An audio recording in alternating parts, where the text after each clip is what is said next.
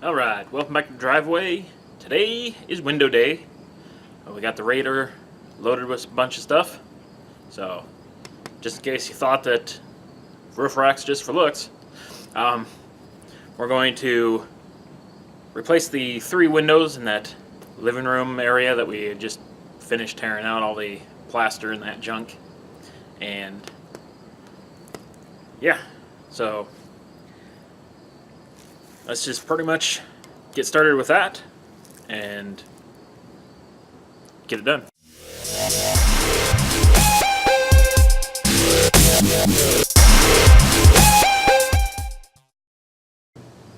Alright, essentially there's 2 different types of windows that you can put in a house. They've got the new construction and then the replacement.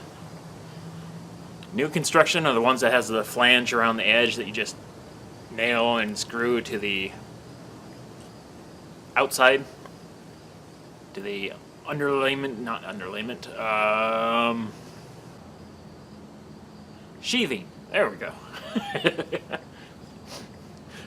So, new houses, when you build them, you have the sheathing on the outside, you got a hole for the window, and you just slide these in, screw around the flange, and you get your window.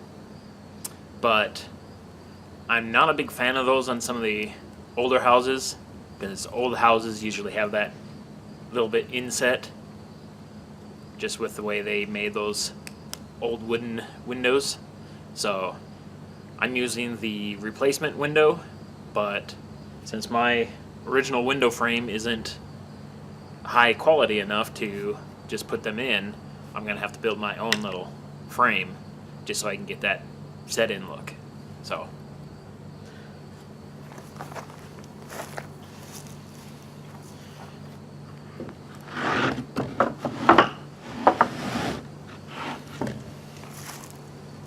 alright, I'm basically using a fiber cement based trim board for the actual frame to set the window into. This allows it to be pretty much impervious to moisture and bugs and anything. It's pretty much something that should be stable for the rest of its life, or rest of my life, whichever comes first. So our window is just a classic sized window, 28 inches by about 70. It's actually 27 3/4 by 69 1/4. So let's probably just start by cutting a couple uprights.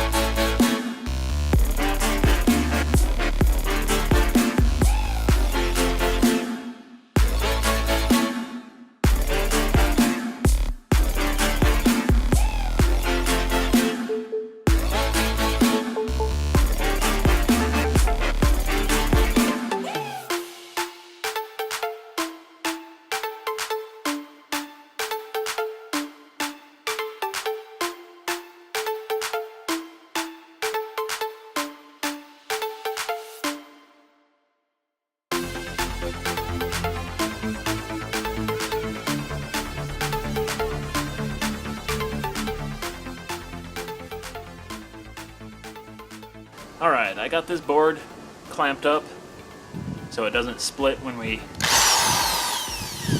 unscrew it and stuff. So.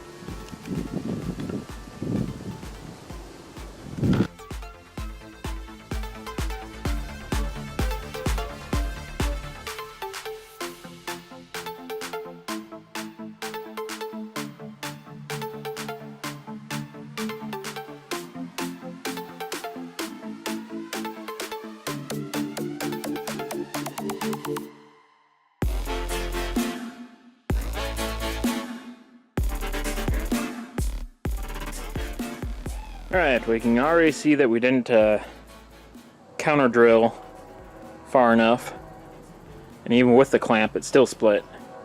So that's essentially what you fight with these fibrous type boards. They're fine with putting holes through on the surface, but down the center not so much. Now we'll pretty much do the same thing to the other side, and we'll have one window frame done. So I'll finish this one up and build the next one, and we'll be about ready to move into the house. Alright, now we're inside the house here. Couple things on the order of business is proper header, tear out the old window, then we got the other window here. Needs to come out, and we got this wannabe header. So we got our supplies, we got our windows, we got our window frames. So let's get started. Alright, for any of you guys that have no clue how these old windows come out, you got these little boards either side that hold the window panes in, so remove them and away you go. So let's get cracking.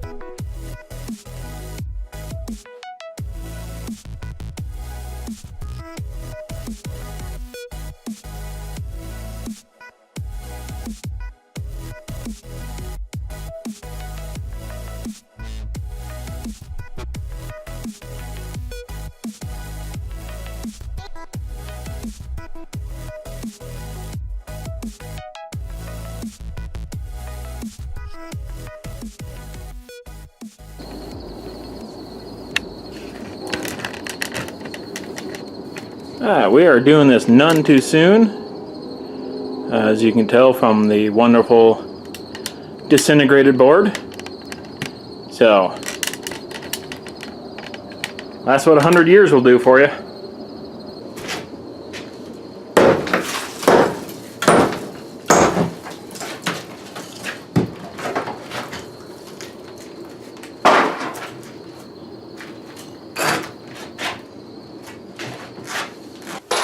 Alright, well, night has fallen, but we still got to get working.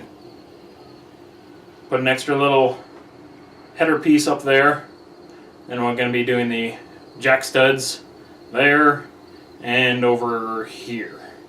So, kind of an important thing. Can't forget the jack studs. So, let's get to it.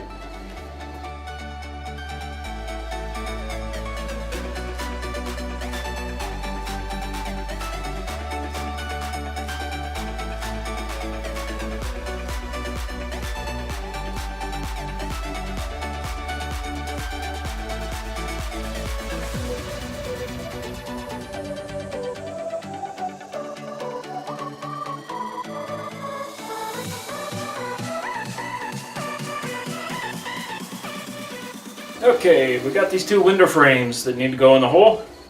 We already got that one taken care of, so these are the last two. Then we'll probably have to seal it up for the night because we might be approaching sound ordinance time. So let's get what we can done.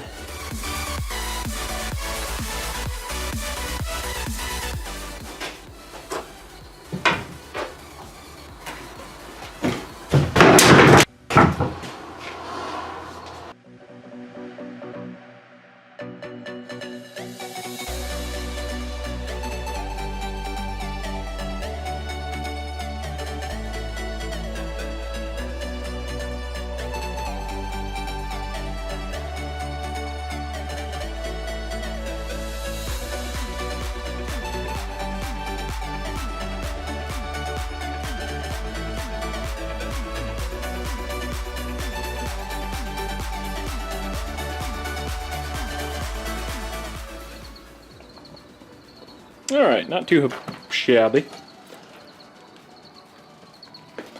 We've got it sticking out from the wall 2 1/4 inches. So we're going to have 1 inch of foam insulation, then 3/4 inch furring strip, and then 1/2 inch drywall. And that'll bring it up flush. So essentially when we're leveling it out, we picked whichever one was closest to the stud, which was down there on this one. So we put the shim in there, put a screw in it, then we adjusted to level. If you accidentally went the other way, you'd never be able to shim anything out, so that's what we got over there.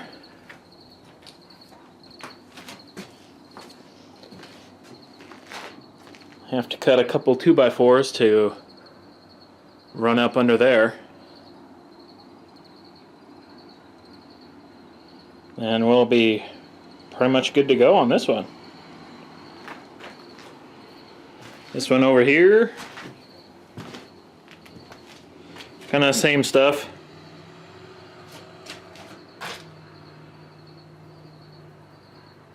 We went through and had kind of a big gap, so I put some 3/4 inch piece of the flooring from another part.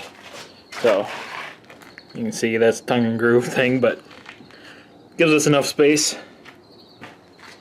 so that way we don't waste too much caulking and foam and stuff. So yeah, it's time to get those 2x4s cut and thrown up there, and then we have to go along and start in on doing the stops. Alright, it's insanely windy out today, so we're going to have to get moving quick so we can keep the wind out of the house, because it's kind of a disaster. So I got my window stops all cut up ready to go in, so we're just gonna have to get to it. Okay, what I'm using as stops is a thing you pick up at the store. They call it like a drip rail cap or something along those lines. Drip cap. It's just simple bevel. That way it pushes away from the window and gives a pretty big caulking seal. So as you can see here, we've already drawn a line at 2.5 inches in. This gives us room for this 1.5 inch piece and leaves an inch on the outside. That'll leave us about 1.25 inches maybe on the inside for doing the rest of the trim part. So I got that scribed all around the entire window. Then we just need to lay these guys in.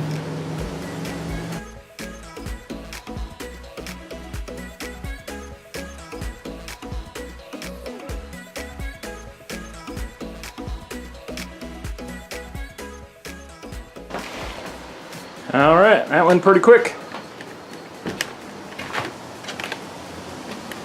See, we now have an edge. That'll stop the window from falling out, so I'm going to throw together on this one and bring you guys back when it's time to throw the windows in. Alright, just ran a bead of caulking down the window stops. So now it's just time to throw the window in.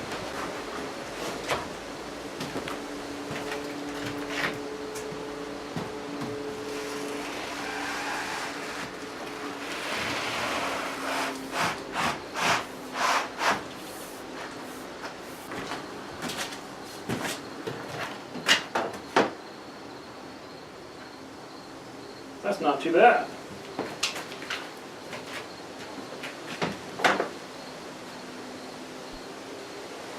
Damn, dude.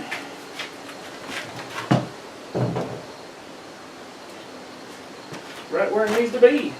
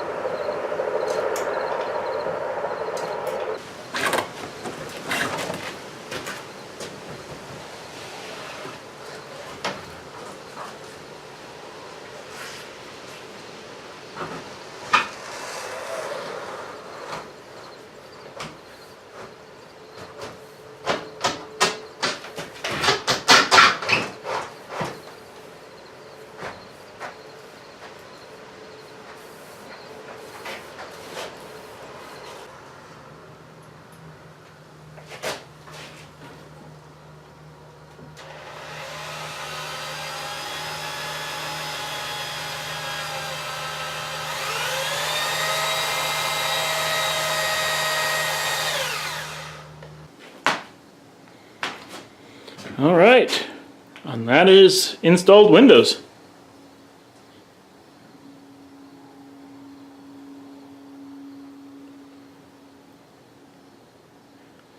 I'm going to go get the other drill bit for the drill so I can actually finish sinking the screws in. Since this drill bit's kind of fat at the end, it only allows for about an inch or so. So I'll get it finished, getting it squared up with the screws, and probably put a little bit of foam on there. Then we'll tackle the trim when we got some time tomorrow.